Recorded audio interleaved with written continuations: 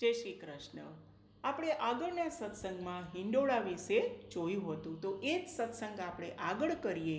તો આ જે હિંડોળા છે એમાં બે સ્તંભ હોય છે.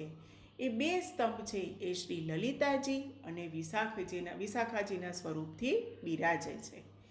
ચાર દાંડી છે તે યુગલ સ્વરૂપના હસ્ત છે. મધ્યમાં સિંહાસન છે. તે શું છે? તો કે વ્રજ ભક્તોનું હૃદય છે, હૃદયરૂપ છે. અને આ વ્રજ ભક્તોના હૃદયરૂપી ઘરમાં પ્રભુ હિંડોળે ઝૂલે છે. તે ઉપરાંત અનેક ઝુમખાઓ છે તે વ્રજભક્તોના આભૂષણોના ભાવથી આવે છે, કે જે વ્રજભક્તો આભૂષણ ધારણ કરે છે એ જ ભાવથી આ બધા ઝુમખાઓ આવે છે. તે ઉપરાંત જે હિંડોળાના વસ્ત્રો છે એ લહેંગા અને સાડીના ભાવથી આવે છે. અને હિંડોળાની નીચે જે આસન બિછાવીએ છીએ આપણે, તે શ્રી યમુનાજીના ભાવથી આવે છે.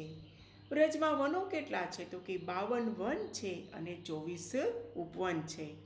એના આધારે શ્રી કૃષ્ણની વિવિધ લીલાઓના ભાવ છે એ હિંડોળામાં પ્રકટ કરવામાં આવે છે. ભક્ત છે તેના અંદરના જે હૃદયના ભાવો છે, વ્રજના અલગ અલગ જગ્યાના, એ ભાવ છે હિંડોળામાં પ્રકટ કરે છે. અને આપણા જે સારસ્વત કલ્પમાં જે વ્રજવાસીઓ હતા તેમને પણ કૃષ્ણને વિવિધ સ્થળોએ ઝુલાવ્યા હતા.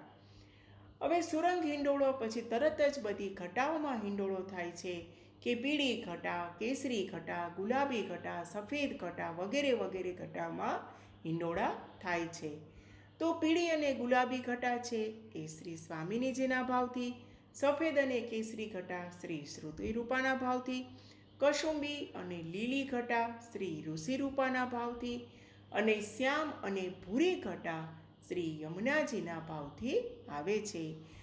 કારણ કે પુષ્ટિ માર્ગમાં નાનામાં નાની કોઈ પણ જે પ્રભુને વસ્તુ અંગીકાર થાય છે, તો દરેક જે એમને અંગીકાર થયેલી ચીજમાં કંઈ ને કંઈ ભાવ તેમનો છુપાયેલો હોય છે. અને 10 દિવસના સ્થળ, ભાવ અને સખીઓના ભાવ છે એ પણ અલગ અલગ છે.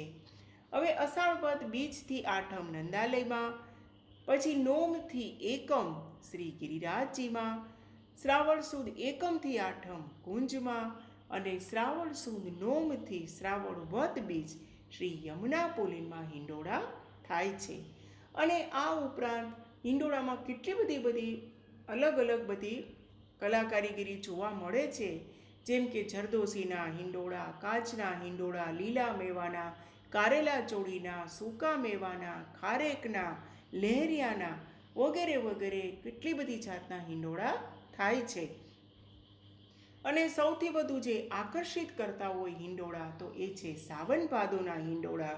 કારણ કે આ હિંડોળામાં અત્યારે ઋતુને અનુરૂપ એવું અદ્ભુત ચિત્ર હવેલીમાં પ્રભુ જે હિંડોળામાં બિરાજે છે તેની આજુબાજુ જ એવું ઉપસ્થિત કરવામાં આવે છે, કે મોરના ટહુકા છે, પક્ષીઓનો કલરવ છે, વાદળોનો ગળગળાટ છે, રીમઝીમ રીમઝીમ વારિસ વરસે છે.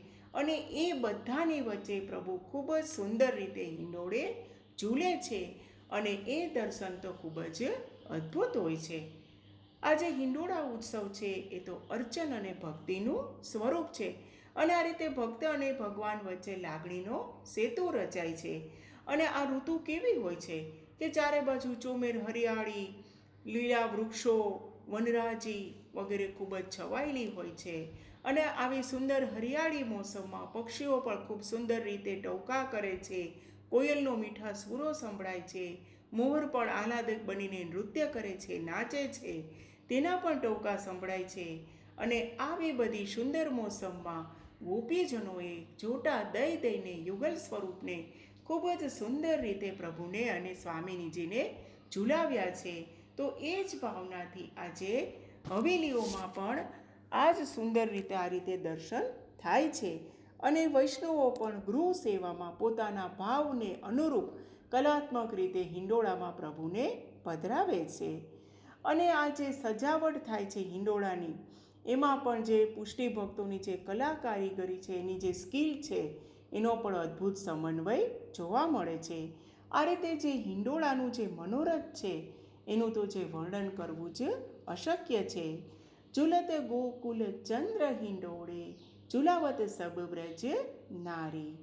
આપણે તો પ્રભુને વિનંતી કરીએ કે હે પ્રભુ, અમે આપને હૈયાના હેતના હિંડોળે પ્રેમથી ઝુલાવીએ અને આપ એ હિંડોળામાં પ્રેમથી ઝૂલો એવી અમને અમારા ઉપર કૃપા કરો, એવું અમને સામર્થ્ય આપો. જય શ્રી કૃષ્ણ. શ્રી વલ્લભ.